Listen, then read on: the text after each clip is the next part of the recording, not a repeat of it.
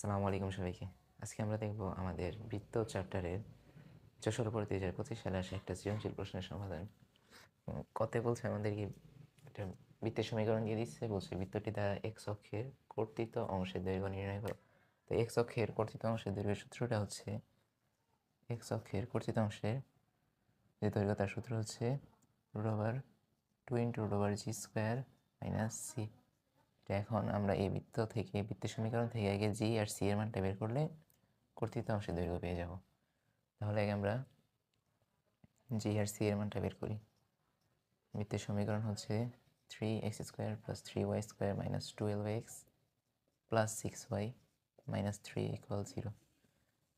এখন এখান থেকে 3টাকে কমন নিয়ে নিব, কারণ বৃত্তের সাধারণ সমীকরণের ভিতরে এক্স আর ওয়াই এর কোনো সহগ নেই, তাই আমরা এখান থেকে এক্স আর ওয়াই এর সহগকে বাদ দিতে আমরা 3 কমন নিয়ে নিব। +2y - 1 = 0। বা এখান থেকে এখন লেখা যায় x² + y² - 4x + 2y - 1 = 0। এখানে আমাদের জি হচ্ছে, আমাদের জি এর মানটা হবে এখানে -4/2, আর সি এর ভ্যালু হচ্ছে -1, সি এর ভ্যালু হচ্ছে -1। বা এখান থেকে কাটাকাটি করলে থাকে -2 আর থাকে -1। এখন ভ্যালুগুলো এই জায়গাতে বসাবো। এই জায়গাতে বসালে আমাদের কর্তিত অংশের দৈর্ঘ্য চলে আসবে 2√, জি এর মান হচ্ছে -2, -2² মাইনাস সি এর মান হচ্ছে -1, বা এখান থেকে এখন বলা যায় 2 × √4 - প্লাসের 1 বা 2√5। তো এটা হচ্ছে আমাদের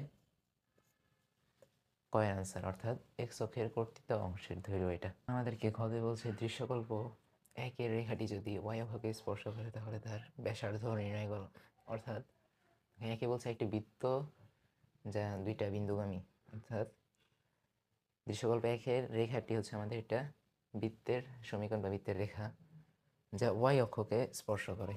আচ্ছা, যদি আমাদের বৃত্তের সমীকরণ ওয়াই অক্ষকে স্পর্শ করে তাহলে এখান থেকে বলা যায় f² = c, এটা লেখা যায়। আবার কি বলছে, বৃত্তটি 0,2 এবং -1,3 বিন্দুগামী। তাহলে আমরা বৃত্তের সাধারণ সমীকরণ এই বিন্দু দুইটা আগে বসাই। সাধারণ সমীকরণ হচ্ছে আমাদের x² + y² + 2gx + 2fy + c = 0। এখন এটা একবার আমাদের এই বিন্দুগামী আবার এই বিন্দুগামী। তাহলে দেখো 0,2 বিন্দুর জন্য 0,2 বিন্দুর জন্য বিন্দু বসালে আমাদের এখানে থাকে 0 + 4 প্লাস, যেহেতু ওয়াই এর ভ্যালু হচ্ছে 2, তার মানে ওয়াইয়ের উপর স্কোয়ার, তার মানে 2² = 4, প্লাস এখানে হচ্ছে 0 এক্স এর জন্য, প্লাস হচ্ছে আমাদের 4f + c = 0। বা এখান থেকে লেখা যায় 4f + c হচ্ছে -4। আবার এই যে এই বিন্দুর জন্য -1,3 এই বিন্দুর জন্য হচ্ছে -1 বসালে থাকে -1 বসাই, তাহলে থাকবে আমাদের এখানে 1 প্লাস 3 বসালে থাকে 9 প্লাস -1 এর জন্য হয়ে যাবে -2g, আর 3 এর জন্য হচ্ছে +6f + c হচ্ছে 0। বা এখান থেকে লেখা যায় 6f -2g + c হচ্ছে -10। তো এখান থেকে দেখো আবার এখানে দেওয়া আছে f² = c। তাহলে এই c এর জায়গাতে আমরা এখন f² বসাতে পারি। এই c এর জায়গাতে এটাকে 1 নং ধরি, এটাকে 2 নং ধরি। একে c = f² বসিয়ে f² বসালে এখানে আমাদের থাকে 4f প্লাস c এর জায়গাতে বসাবো f² হচ্ছে -4। এখান থেকে এখন -4টাকে যদি এপাশে নিয়ে আসি তাহলে থেকে f² প্লাসের 4f প্লাস 4 ইকুয়াল হচ্ছে 0। এখন এখান থেকে উৎপাদকে বিশ্লেষণ করলে আমাদের এফ এর ভ্যালু আসবে। তো এখান থেকে লেখা যায় এফ স্কোয়ার যদি আমরা এখানে লিখি প্লাস 2√2f 2 দুগুণে 4 প্লাস হচ্ছে 2 স্কোয়ার, এটা লেখা যায়। তার মানে এখান থেকে লেখা যায় এফ প্লাস 2, অর্থাৎ এ প্লাস বি হোল স্কোয়ারের সূত্র এখানে সূত্র হয়ে গেল এটা। তার মানে এটা সমান 0। বা এখন এখান থেকে আমরা লিখতে পারবো এফ সমান হচ্ছে আমাদের -2, অর্থাৎ এখান থেকে আমাদের এফ এর ভ্যালুটা চলে আসলে এফ সমান কি -2। এখন যেহেতু এফ স্কোয়ার সমান সি, তার মানে এখান থেকে আমরা সি এর ভ্যালুটা বের করতে পারি। সি এর ভ্যালু হচ্ছে আমাদের -2 তার উপরে স্কোয়ার, তার মানে হচ্ছে 4। এফ এর ভ্যালু পাইছি, সি এর ভ্যালু পাইছি। এখন এখান থেকে আমরা এফ আর সি এর ভ্যালু বসে আমরা জি এর ভ্যালুটা বের করবো। তো জি এর ভ্যালু আমাদের কত হবে? এফ এর জন্য হচ্ছে -2 তারপরে -2g প্লাস সি এর জন্য হচ্ছে 4, সি এর জন্য 4 ইকুয়াল হচ্ছে -10। বা এখান থেকে লেখা যায় মাইনাসের 12 -2g প্লাস 4 ইকুয়াল হচ্ছে -10। এখান থেকে হচ্ছে মাইনাসের 8 -2g ইকুয়াল হচ্ছে -10। বা এই 8টাকে ওই পাশে নিয়ে গেলে থাকে, এটাকে যদি আমরা ওই পাশে নিয়ে যাই আমাদের থাকে -2g সমান হচ্ছে মাইনাসের 2, বা জি এর ভ্যালু চলে আসলো আমাদের 1। সুতরাং যেহেতু আমরা এখান থেকে ভ্যালুগুলো যেগুলো পাইছি আগে আমরা এগুলো লিখে রাখি। এফ এর ভ্যালু কত পাইছি? এফ এর ভ্যালু পাইছি -2। তারপরে জি এর ভ্যালু হচ্ছে 1, সি এর ভ্যালু হচ্ছে আমাদের 4, সি এর ভ্যালু হচ্ছে 4। এখন এগুলো দিয়ে আমরা আমাদেরকে বলছে ব্যাসার্ধ নির্ণয় করো, তাহলে ব্যাসার্ধ বের করি চলো। এখন আমরা ব্যাসার্ধ বের করি। ব্যাসার্ধের সূত্র কি? ব্যাসার্ধের সূত্র হচ্ছে আমাদের √g² plus c² g² plus f²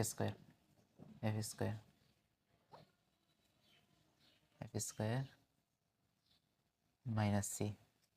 তো এখানে আমরা জি এর ভ্যালুটা বসাই। জি এর ভ্যালু কত? 1 স্কোয়ার প্লাস এফ এর ভ্যালু হচ্ছে -2 স্কোয়ার -4 বা এখান থেকে লেখা যায় 1 অর্থাৎ 1 প্লাস 4 -4 প্লাসে মাইনাসে কাটা, এখানে থাকে 1 √1, তার মানে হচ্ছে 1, অর্থাৎ আমাদের ব্যাসার্ধ হচ্ছে 1 এবং এটাই হচ্ছে আমাদের আনসার।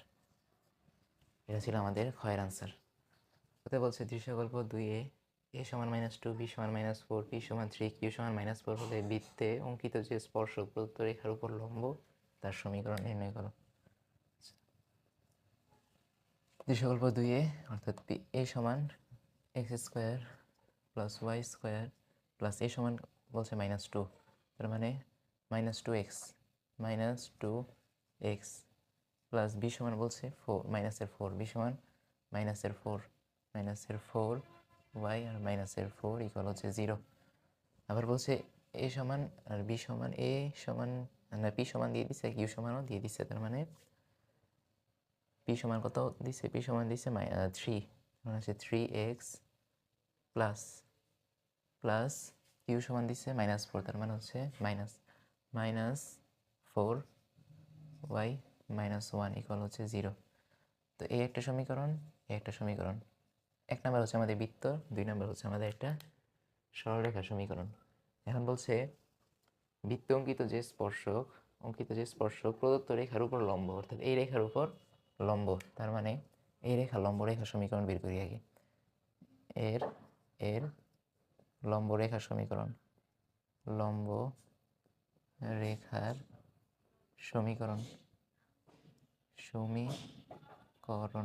সমীকরণটা হচ্ছে আমাদের লম্ব রেখা, তার মানে এক্স আর ওয়াই সহগগুলো সহ এখানে আছে 3, এটা চলে যাবে এখানে, আর এই 4 চলে আসবে এখানে, তার মানে 4x যেহেতু আমাদের লম্ব বলছে, রেখার উপরে যে লম্ব বলছে, তার মানে সহগগুলো আগে চেঞ্জ করব।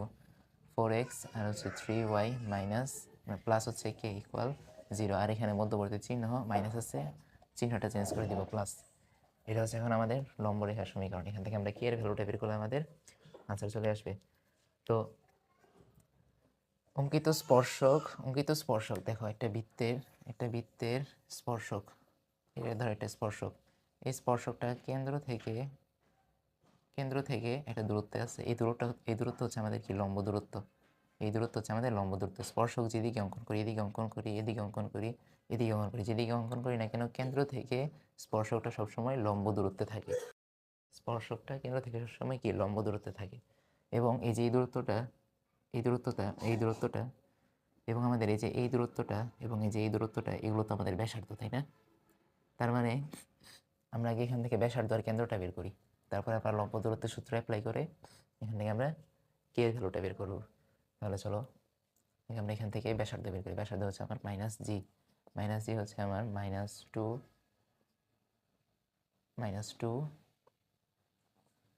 ডিভাইডেড বাই হচ্ছে -2, আর -f সমান হচ্ছে -4 ডিভাইডেড বাই -2, তার মানে হচ্ছে এখানে 1 আর এটা হচ্ছে 2।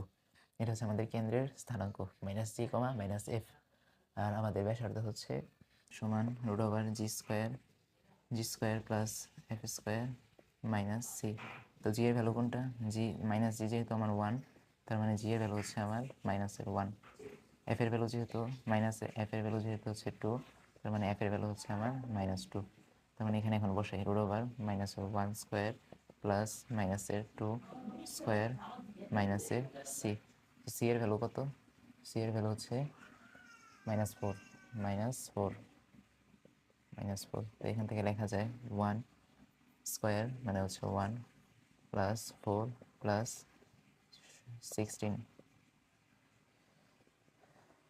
প্লাসের সরি 16 না 4 প্লাস মাইনাসে প্লাস 4।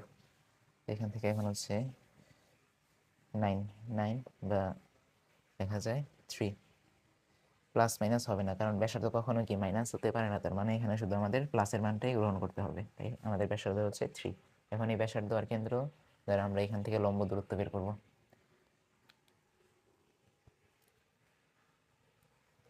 হ্যাঁ, আমরা এখন লম্ব দূরত্ব বের করি।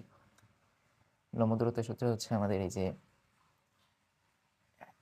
এটারই তো আমরা লম্ব দূরত্ব বের করবো, তাই না? কেন্দ্র থেকে এই লম্বরেখার লম্ব দূরত্ব, অর্থাৎ এই যে স্পর্শকের লম্ব দূরত্ব বের করবো। তার মানে আমরা উপরে লিখবো 4 ইন্টু, এই পুরোটা লিখবো কিন্তু আমরা এক্স আর ওয়াই এর জায়গাতে এই কেন্দ্রগুলো বসিয়ে দিব। তাহলে কেন্দ্র আমার কত আছে? 1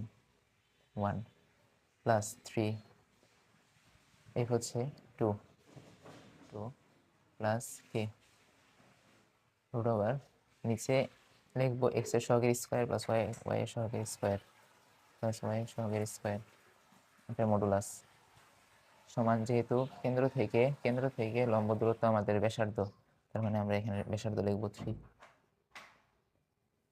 এখন এখান থেকে লেখা যায় 4 প্লাস 6 প্লাস কে, এটা লেখা যায় √25 সমান হচ্ছে 3।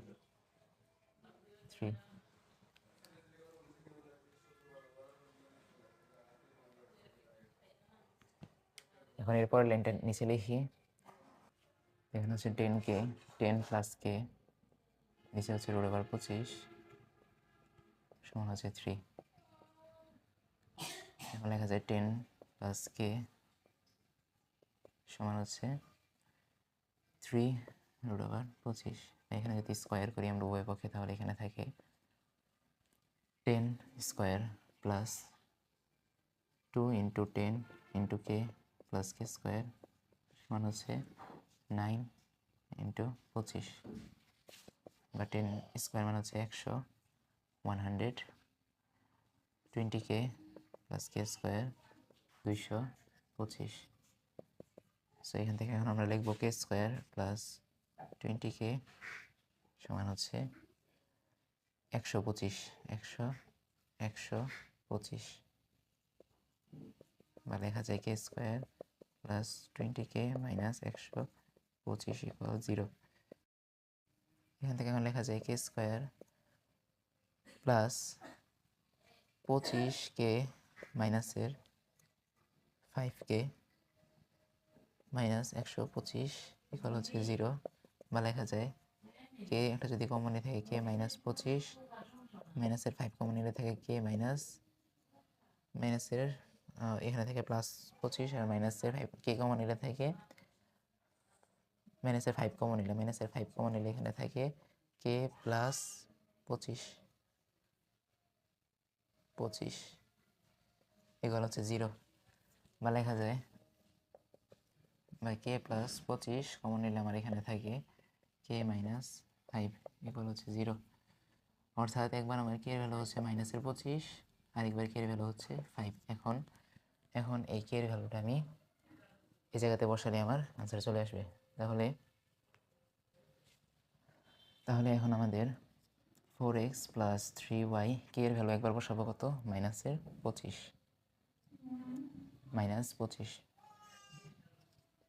ইকুয়াল হচ্ছে 0। আর এটা হচ্ছে আমাদের 4x প্লাস 3y, আরেকবার বসাবো 5 প্লাস 5 ইকুয়াল হচ্ছে 0। তো এটাই ছিল আমাদের গয়ের আনসার। ধন্যবাদ সবাইকে ক্লাসটা খুব মনোযোগ সহকারে দেখার জন্য। ভালো থাকবে সবাই। আসসালামু আলাইকুম।